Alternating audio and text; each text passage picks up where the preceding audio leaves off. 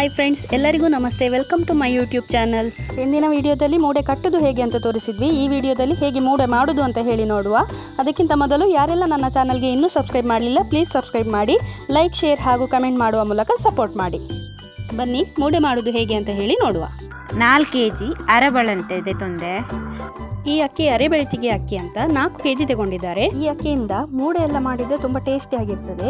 ಈ ಅಕ್ಕಿ ನೋಡಲಿಕ್ಕೆ ಸ್ವಲ್ಪ ಕುಚ್ಚಲಕ್ಕಿ ಹಾಗೂ ಬೆಳ್ತಿಗೆ ಅಕ್ಕಿ ಎರಡು ಮಿಕ್ಸ್ ಮಾಡಿದ ಹಾಗೆ.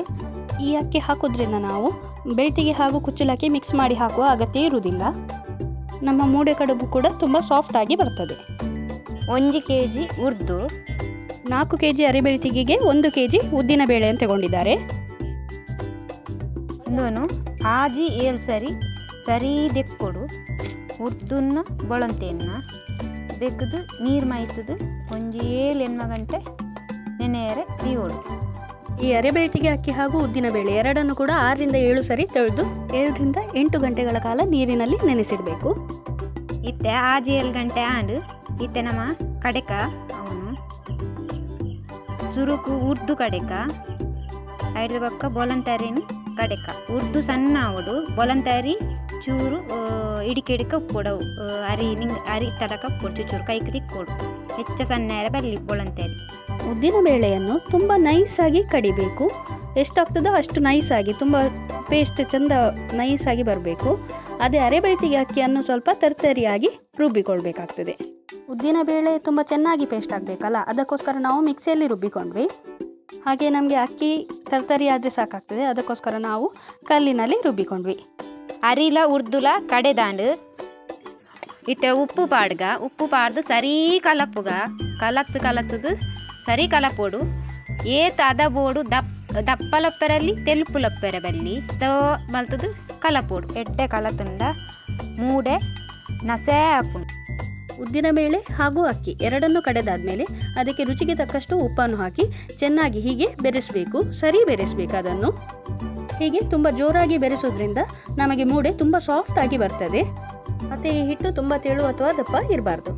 ಹೀಗೆ ಜೋರಾಗಿ ಬೆರೆಸೋದ್ರಿಂದ ಹಿಟ್ಟು ಸ್ವಲ್ಪ ಬಿಸಿ ಆಗ್ತದೆ, ಆಗ ಹಿಟ್ಟು ಬೇಗ ಉಬ್ಬಿ ಬರ್ತದೆ. ಇತ್ತೆ ಕಲತು ದಾಂಡು ಇತ್ತೆ ನಮ್ಮ ನೆಕ್ ದೀಪ ಅವು ದೀಪ ಇನ್ನಿತ ದಿನೊಟ್ಟು ದೀವಳು ಕೃಷ್ಣ ಜನ್ಮಾಷ್ಟಮಿ ಹತ್ರ ಇನ್ನಿತ ದಿನೊಟ್ಟು ದೀಪ ದೀಯರಂಡು ಕೆಲವೇರು ಬಚ್ಚಿರೆಡು ದೀಪೇರು ಯಾನು ಇನಿ ಬಾರದಿರಿಟ್ಟು ದೀಯೆ. ಇದು ನೋಡಿ, ಇದು ನಮ್ಮ ತುಳುನಾಡ ಸಂಪ್ರದಾಯ. ಇದರ ಪ್ರಕಾರ ಒಳ್ಳೆಯ ದಿನದಂದು ನಾವು ಯಾವುದೇ ಕಡುಬು ಅಥವಾ ಏನೇ ಮಾಡಿದರೆ ಅದಕ್ಕೆ ಒಂದು ದೀಪ ಇಡುವುದು ಅಂತ ಹೇಳಿ ಮಾಡ್ತೇವೆ. ಅಂದರೆ ಆ ಹಿಟ್ಟಿಗೆ ದೀಪವನ್ನು ತೋರಿಸಿ ದೇವರನ್ನು ಸ್ಮರಿಸುವುದು. ಇದಕ್ಕೆ ಏನಾದರೂ ವೈಜ್ಞಾನಿಕ ಕಾರಣ ಕೂಡ ಇರ್ಬೋದು. ಅಂದರೆ ಹಿರಿಯರು ಸುಮ್ಮನೆ ಮಾಡಿರೋದಿಲ್ಲ, ಹೀಗೆ ಮಾಡೋದ್ರಿಂದ ಸ್ವಲ್ಪ ತಾಪ ಜಾಸ್ತಿಯಾಗಿ ಬೇಗ ಉಬ್ಬಿ ಬರ್ಬೋದು ಅಂತ ಹೇಳಿ ಇರ್ಬೋದು. ಈ ಸಂಪ್ರದಾಯದ ನಂತರ ನಾವು ಇದನ್ನು ಚೆನ್ನಾಗಿ ಮುಚ್ಚಿ ಇದಕ್ಕೆ ಒಂದು ಬಟ್ಟೆಯನ್ನು ಕಟ್ಟಿ ಇಡ್ತೇವೆ. ಇದರಲ್ಲಿ ಈ ವಿಡಿಯೋದಲ್ಲಿ ಆ ಬಟ್ಟೆ ಕಟ್ಟುವ ವಿಡಿಯೋ ಒಂದು ಸ್ಕಿಪ್ ಆಗಿದೆ. ಬಂದೆ ಉರ್ಗರದಿದ್ದು 7 ಗಂಟೆ ಆಂಡು ಇತ್ತೆ ಬಂದ ಬೈದು ಬಂದತ್ತೆ ಮೂಡೆಗೆ ಮೈಪೆರೆ ಸ್ಟಾರ್ಟ್ ಮಾಡ್ಬೇಕು. ಸುಮಾರು 7 ಗಂಟೆಯ ನಂತರ ನಮ್ಮ ಹಿಟ್ಟು ಸರಿಯಾಗಿ ಉಬ್ಬಿ ರೆಡಿಯಾಗಿದೆ. ಈ ಮೂಡೆ ಬೇಯಿಸಲಿಕ್ಕೆ ಇಡುವ ಮೊದಲೇ ನಾವು ನೀರನ್ನು ಸ್ವಲ್ಪ ಬಿಸಿ ಮಾಡಿಟ್ಟಿದ್ದೇವೆ. ಈ ನೀರು ತುಂಬ ಬಿಸಿಯಾಗಿ ಉಂಟು. ಸುರುಕು ಇಂಚೆನ ಮೂಡೆ ದೀವೋಡು ತೊಂದೊರುಡು ಮೂಡೆ ದೀಪಿನಿರು ದುಂಬು ಐತ ಅಡಿಕ್ ಒಂಜ ಬೈ ಪಾಡೋಡು ಇದರಿಂದ ಮೂಡದ ಒರಿದಿನ ಒಲಿನು ಪಾರ್ದು ಇಂಚ ಮೂಡೆ ದೀವೋಡು. ಮೂಡೆ ದೀನೇರ್ದು ಬೊಕ್ಕ ಒಂಜಿ ಬಲ್ಲು ಕಟ್ಟೋಡು ಸುತ್ತ ಒಂಜಿ ಬಲ್ಲು ಕಟ್ಟದು ಬಿಡೋಡು ಮೂಡೆ ಅಂಚಿ ಪನ್ನಂದಿಂದಕ ಮತ್ತೆ ಮೂಡೆಗೆ ಬಂದ ಮೈಪುಗ ಮುಕ್ಕಾಲು ಮೈಪೋಡು ನಿಲ್ಕೆ ಮೈಪೆರ ಬಲ್ಲಿ. ಹೀಗೆ ಮೂಡೆಯನ್ನು ಬೇಯಿಸಲಿಕ್ಕೆ ಇಡುವ ಪಾತ್ರೆಯಲ್ಲಿ ನಾವು ಶುರುವಿಗೆ ಮೂಡೆಯನ್ನು ಚೆನ್ನಾಗಿ ಸೆಟ್ ಮಾಡಿ ಇಟ್ಟು ಅದಕ್ಕೆ ಒಂದು ಹಗ್ಗದಲ್ಲಿ ಕಟ್ಟಿದ್ದೇವೆ. ಅಂದರೆ ಹಗ್ಗ ಕಟ್ಟಿದ್ದು ಖಾಲಿ ಆ ಮೂಡೆ ಇಟ್ಟದ್ದು ಅಲುಗಾಡಬಾರ್ದು ಅಂತ ಹೇಳಿ. ಮತ್ತು ಅದರಲ್ಲಿ ಮುಕ್ಕಾಲಾಗುವಷ್ಟು ಹಿಟ್ಟನ್ನು ಹಾಕ್ತಾ ಹೋಗೋದು. ಅಂದರೆ ಅದು ಉಬ್ಬಿ ಬರುವಾಗ ಫುಲ್ ಬರ್ತದೆ, ಅದಕ್ಕೋಸ್ಕರ. ಈ ಪಾತ್ರೆಯಲ್ಲಿ ಮೂಡೆಯನ್ನು ಸೆಟ್ ಮಾಡುವ ಮೊದಲು ಕೆಳಭಾಗದಲ್ಲಿ ಒಂದು ಬೈಹುಲ್ಲು, ಇಲ್ಲದಿದ್ದರೆ ಮೂಡೆ ಮಾಡುವಾಗ ಉಳಿದ ಎಲೆಯ ಚೂರು ಇರ್ತದಲ್ಲ ಅದನ್ನು ಹಾಕಿ ಇಡಬೇಕು. ಇತ್ತೆ ಪೂರ ಮೈತು ದಾಂಡು ಇತ್ತೆ ಕಡು ಬೆಚ್ಚ ನೀರು ಬೆಚ್ಚ ಮಲ್ತದ ಈತ ಅವನು ಮೂಡೆಗೆ ಬೂರ ಅಂದಿಲಕ ಆಯ್ತಾ ಬರಿಯೇ ಮೆಲಾನೆ ಬೆಚ್ಚ ನೀರು ಮೈಪೋಡು ಆಯ್ತಾ ಅರು ಮುಟ್ಟ ಮೈಪೋಡು ತೀರ್ತು. ಹೀಗೆ ಎಲ್ಲ ಮೂಡೆಯಲ್ಲಿ ನಾವು ಹಿಟ್ಟನ್ನು ತುಂಬಿಸಿದ ನಂತರ ಅದಕ್ಕೆ ಮೊದಲೇ ಬಿಸಿ ಮಾಡಿ ಇಟ್ಟ ನೀರನ್ನು ಹಾಕಬೇಕು. ಆದರೆ ಅದು ನಮ್ಮ ಮೂಡೆಯ ಒಳಗೆ ಬೀಳಬಾರ್ದು.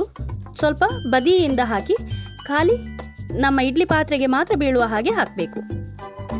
ಇತ್ತೆ ಮೂಡದ ಬರಿಕ್ ಒಂದು ಚುಚೂರು ಎಣ್ಣೆ ಪಾಡ್ಗ ಸುತ್ತಲ ಚುಚೂರು ಐಟೆ ಅವುದೇ ಪಾಡುನು ಪಂಡ ಮೂಡೆ ಉರ್ಕರಂದಿಲಕ್ಕ ಬೊಕ್ಕ ತೊಂದರು ಅಡಿ ಉರ್ಕರಂಡ ಕರ್ಚುನೊಂದು ಎಣ್ಣೆ ಮೈಪುನು. ನಂತರ ತೆಂಗಿನೆಣ್ಣೆಯನ್ನು ಸ್ವಲ್ಪ ಅಲ್ಲಲ್ಲಿ ಹಾಕಬೇಕು. ಇದು ಹಾಕೋದು ಯಾಕೆ ಅಂದರೆ ಉಕ್ಕಿ ಬರಬಾರ್ದು, ಮತ್ತು ಉಕ್ಕಿ ಬಂದು ಬಿದ್ದರೂ ಅಲ್ಲಿ ಅಡಿಯಲ್ಲಿ ಸುಟ್ಟು ಹೋಗಬಾರ್ದು ಅಂತ ಹೇಳಿ ಹಾಕೋದು. ಆಂಡು ಪೂರ ಮೈತದು ಇತ್ತೆ ಬೇಯರದಿಕ್ಕ 1 ಗಂಟೆ ಅಡ್ಡೆ ಬೇಯೋಡು. ಈಗ ಪಾತ್ರೆಯನ್ನು ಮುಚ್ಚಿ 1 ಗಂಟೆಗಳ ಕಾಲ ಮೂಡೆಯನ್ನು ಬೇಯಿಸಬೇಕು. ಇತ್ತೆ 1 ಗಂಟೆ ಆಂಡು ನಮ್ಮ ಮೂಡೆ ಬೇಯ್ತದೆ. ಈಗ ನಾವು ಮೂಡೆ ಕಡುಬನ್ನು ಬೇಯಿಸಲಿಕ್ಕಿಟ್ಟು 1 ಗಂಟೆಗಳ ಕಾಲ ಆಯಿತು. ಈಗ ನಮ್ಮ ಮೂಡೆ ಕಡುಬು ರೆಡಿಯಾಗಿದೆ. ಮೂಡೆಯ ಪರಿಮಾಣ ತುಂಬ ಚೆನ್ನಾಗಿದೆ. ನಾವು 3/4 ಭಾಗದಷ್ಟು ಮಾತ್ರ ಹಿಟ್ಟನ್ನು ಹಾಕಿದ್ದೆವು, ಆದರೂ ಈಗ ಫುಲ್ ಭಾಗದಲ್ಲಿ ನಮಗೆ ಮೂಡೆ ಕಡುಬು ಬಂದಿದೆ. ಈ ಕಾರಣಕ್ಕಾಗಿ 3/4 ಭಾಗದಷ್ಟು ಮಾತ್ರ ಹಿಟ್ಟು ಹಾಕಲಿಕ್ಕೆ ಹೇಳಿದ್ದು. ಇಲ್ಲದಿದ್ದರೆ ಫುಲ್ ಹಾಕಿದರೆ ನಾವು ಹಿಟ್ಟೆಲ್ಲ ಪಾತ್ರೆಯಲ್ಲಿ ಚೆಲ್ಲಿರ್ತದೆ. ನೋಡಿದ್ರಲ್ಲ ಫ್ರೆಂಡ್ಸ್, ಅಷ್ಟಮಿಯ ಸ್ಪೆಷಲ್ ಮೂಡೆ ರೆಡಿಯಾಗಿದೆ. ತುಂಬ ಪರಿಮಳ ಬರ್ತಾ ಉಂಟು. ನೋಡುವಾಗಲೇ ತಿನ್ನುವ ಅಂತ ಹೇಳಿ ಆಸೆ ಆಗ್ತದೆ. ನೋಡಿ ಇದು ಎಷ್ಟು ಮೆದುವಾಗಿ ಬಂದಿದೆ ಅಂತ ಹೇಳಿ. ನಾವು ಹೇಳಿದ ಅಳತೆಯಲ್ಲಿ ಅಕ್ಕಿ ಹಾಗೂ ಉದ್ದಿನ ಬೇಳೆಯನ್ನು ಹಾಕಿದರೆ ಹೀಗೆ ಸಾಫ್ಟ್ ಆಗಿ ಬರ್ತದೆ. ನೋಡಿ ಈಗ ಒಂದು ಮೂಡೆಯನ್ನು ಓಪನ್ ಮಾಡಿ ತೋರಿಸ್ತೇನೆ. ನೋಡಿ ತುಂಬ ಸಾಫ್ಟ್ ಆಗಿ ಉಂಟು ಹಾಗೂ ನಮ್ಮ ಎಲೆಗೆ ಸ್ವಲ್ಪ ಕೂಡ ಅಂಟಿಕೊಳ್ಳಿಲ್ಲ. ಹೀಗೆ ಮಾಡಿದ ಮೂಡೆಯನ್ನು ತೆಂಗಿನಕಾಯಿಯ ಹಾಲಿನಲ್ಲಿ ಅದ್ದಿ ತಿಂದರೆ ತುಂಬ ರುಚಿಯಾಗಿರ್ತದೆ. ಅಥವಾ ನಿಮಗೆ ಇಷ್ಟ ಆದ ಪದಾರ್ಥದಲ್ಲಿ ಅದ್ದಿ ತಿನ್ಬೋದು. ನೀವು ಕೂಡ ಈ ರೆಸಿಪಿಯನ್ನು ಮನೆಯಲ್ಲಿ ಒಮ್ಮೆ ಟ್ರೈ ಮಾಡಿ ನೋಡಿ. ಯಾವ ರೀತಿ ಬಂದಿದೆ ಅಂತ ಹೇಳಿ ಕಮೆಂಟ್ ಸೆಕ್ಷನಲ್ಲಿ ತಿಳಿಸಿ. ಇನ್ನೂ ಯಾರು ನನ್ನ ಚಾನಲ್ಗೆ ಸಬ್ಸ್ಕ್ರೈಬ್ ಮಾಡಲಿಲ್ಲ, ಪ್ಲೀಸ್ ಸಬ್ಸ್ಕ್ರೈಬ್ ಮಾಡಿ. ಲೈಕ್, ಶೇರ್ ಹಾಗೂ ಕಮೆಂಟ್ ಮಾಡುವ ಮೂಲಕ ಸಪೋರ್ಟ್ ಮಾಡಿ. ವಿಡಿಯೋವನ್ನು ನೋಡಿದ್ದಕ್ಕಾಗಿ ಧನ್ಯವಾದಗಳು. Thank you.